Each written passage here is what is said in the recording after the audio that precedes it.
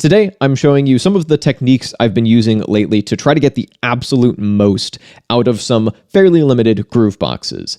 I'm using mostly the circuit rhythm and a little bit of circuit tracks as my examples here because that's what I've built my entire live set around, but a lot of these techniques are going to apply to multiple different groove boxes that have similar functionality. All right, so I'm going to start off by playing a portion of my big dramatic intro to my live set because this is going to be the main project I'm going to use for some examples, and I'm going to kind of walk you through how I made it and then go off into a few other quick examples.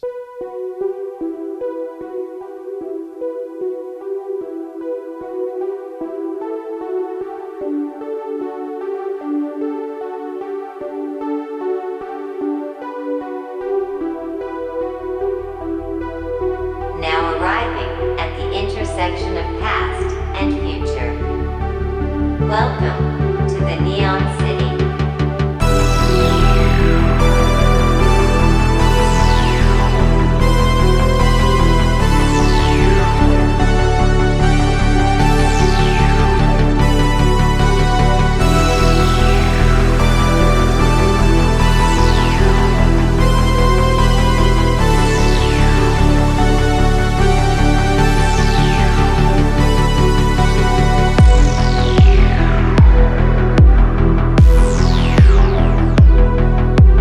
And then that develops a bit further. And that's kind of the full extent of what I've built up within this project.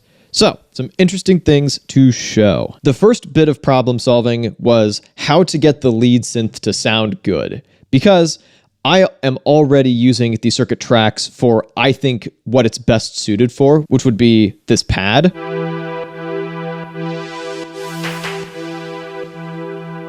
A big synth pad like this with chords and stuff, you're not playing that on the rhythm. So the tracks is going to be the go-to for that. And then this very malleable ARP, you're probably not getting quite that level of a smooth filter movement on the circuit rhythm. You can get close, but you can't quite get there. So having these be synthesized, I think is absolutely the move. That leads me with the lead sound. How the hell am I going to get that to sound good? And to be honest, by itself, it's still a little janky.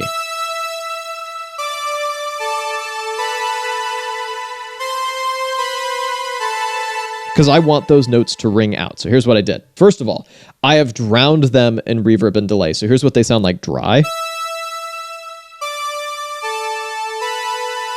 It's a good sample, but the big other thing that I've done, and I picked this up from a thing that the Polyend tracker does automatically. I had to do it manually. I played in the melody, and then I duplicated that pattern across 2 tracks. And then the tracks are basically alternating. So this track plays a note.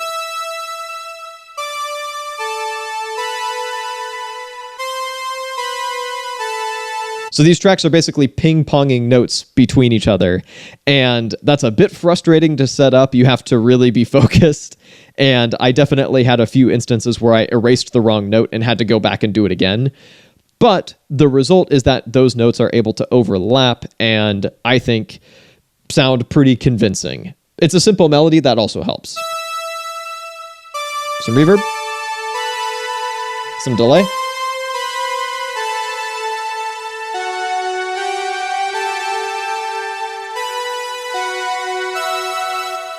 All of that goes together to make a much less static sounding element.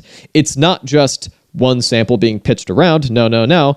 It's a much more coherent synth part where all the notes bleed into each other and everything shimmers and floats on top of the mix. Hey, real quick, if you're watching this at any point in December 2024, you can use the code WINTER20 to get 20% off in our newly revamped merch store. We've got some new designs like this one based off my song Entropy, which I think looks freaking sick, and a variety of things like shirts and hoodies or mugs or stickers. If that would happen to be the kind of thing that you're interested in, you can check the merch shelf below this video or the link in the description. And regardless, thanks for watching and let's get back into it. So that's the first bit of problem solving, just dealing with the monophonic nature of the circuit rhythms tracks.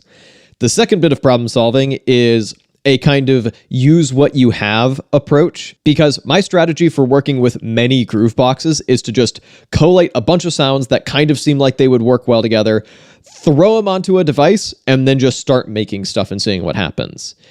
What that means is that I often find myself with a combination of sounds that I just have to finagle to get to do what I want them to do. And fortunately, the Circuit Rhythm's pretty well suited for this. And I will say, as I've been building up my live set, I've been swapping sounds in and out constantly.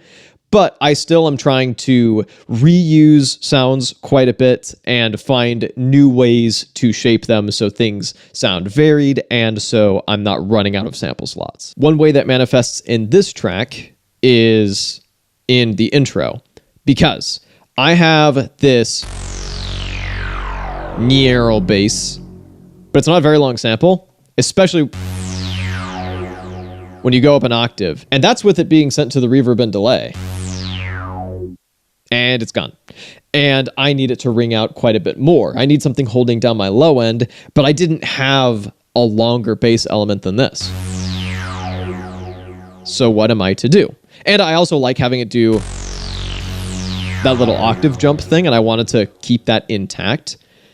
So here's what I do. I bring in this saw bass, which is also not quite long enough to ring out as long as I want it to. So I have to have it repeat like this. And I filtered it down.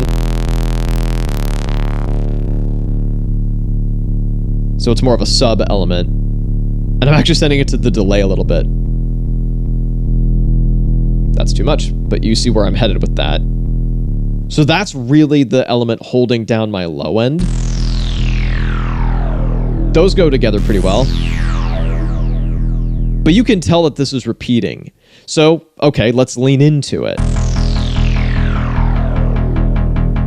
Do this rolling bass line element. Suddenly, this re-triggering is not a bug, it's a feature. Because, like, of course, we have a rolling bass line. That's what we wanted all along.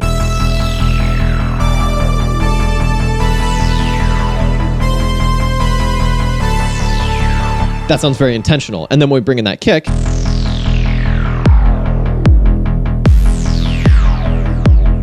I can duck this rolling bass line to it, and it all sounds quite nice, quite cyberpunky, and that's a lot of fun. But now, I have to figure out how to introduce this rolling bass line in a way that doesn't feel abrupt, because I'm bringing in this ARP on the circuit tracks, and then if I just drop that rolling bass line right in, it will sound abrupt, because that's what I initially tried and went, oh, I don't like that.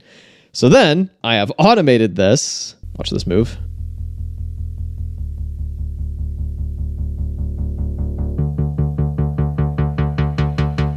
To raise that low pass filter cutoff over time to slowly make that rolling bass line more apparent. So then when I drop in the full bass, it doesn't sound jarring, sudden, or unnatural. I'm also doing a filter movement actively on the circuit tracks. I'm bringing this up. You hear the rolling bass line start to filter in.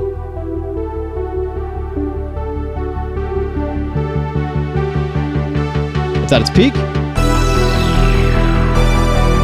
And then you drop in the full weight of the full low end, and I think that is smooth, but also gives you that big dramatic kind of opening up moment where the pad kicks in. It's all very shimmery. I can raise the cutoff on the pad. That works for me pretty well, especially considering that the Circuit Rhythm wasn't really meant to do this style of music. But that, dear viewer, is not the end of silly little tricks within this project. Now arriving at the... I've got this little computerized voice. So for one thing, I put two voice lines onto one sample, and then to control the timing of where it comes in, I'm using the sample chop or sample slice feature of the Circuit Rhythm. Now arriving. Welcome to the neon. Now welcome. To basically separate those two samples out. This is a classic limited sampler trick. I did not come up with this. I've pitched it up an octave before loading it into the Circuit Rhythm. So that way it is half the length, because at this point I had been loading a ton of stuff onto the Circuit Rhythm and I was running out of sample time. So I pitched my sample up an octave so that it's half as long, and then I can pitch it back down an octave and it sounds pretty much the same. You're going to lose some information and some fidelity, but for a little computerized voice that's meant to sound like it's coming over a PA, that's just fine. And there are a few different samples over the course of this live set that use that same technique. For instance, there's a metal scream. And I have loaded that and pitched up because it's quite a long one. Or an entire snippet of a vocal. That one is maybe a bit rough. Like, I wish there was a way to dip out a bit of those like harsh upper mids. However, overall, I think it works. A couple of other things that I don't want to not mention, but just be aware that I've mentioned these other places, so there might be a bit of repetition. It is always great to be able to have multiple sounds switched between on one track.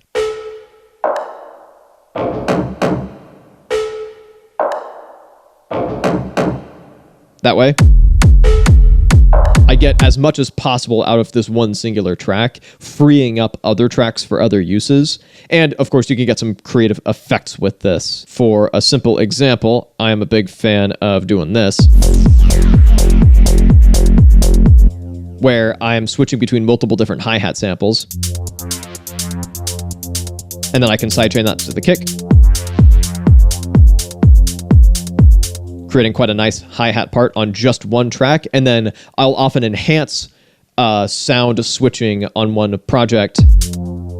You can hear that little delay tail with reverb and delay just to make everything gel together a bit better. And another thing that's like a big part of my philosophy when building up this live set is, okay, I've got limited tracks, so I can't just stack stuff with reckless abandon. So instead of a lot of layers to create fullness, I'm going to have a lot of evolution of sounds to keep your ear engaged and interested. So I'm going about this by using the tools built into these. So often I'm tweaking elements on the fly, but also there's a particular way that automation works in a lot of these devices that I find really useful, which is if something isn't being actively automated, it'll just stay parked at one spot. So for an example, I've got this silly little rumble adjacent element. And at the end of this last clip, I have this distortion parameter raise way up. I've automated it to do that. Wait for it. And left to its own devices, it would just stay like that. It stays parked on that really high distortion.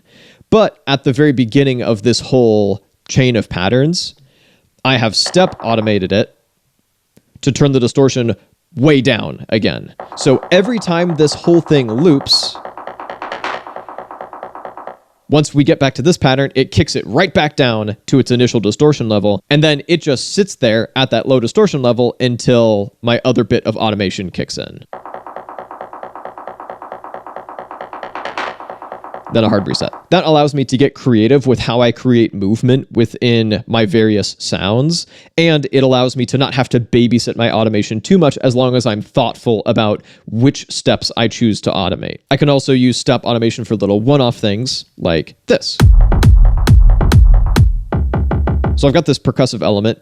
Speaking of repurposing sounds, by the way, which we were earlier, this used to be a kick, but I showed this in a previous project, so I don't want to dive into it too deeply. But I've step automated the distortion on this for a single step. Hopefully you're able to hear what I just did there. And so by stacking more stuff onto these two tracks via automation, I've been able to get more out of these two tracks and not even have to switch out the sample. And finally, this will probably sound obvious to some, but some of you might need to hear this as I once did. Don't be afraid to just use the same kick on multiple songs or the same whole bunch of samples on multiple songs. Like for instance, this kick really hits on a PA system. Like it's just perfect. So I've used it for basically 3 songs in this set.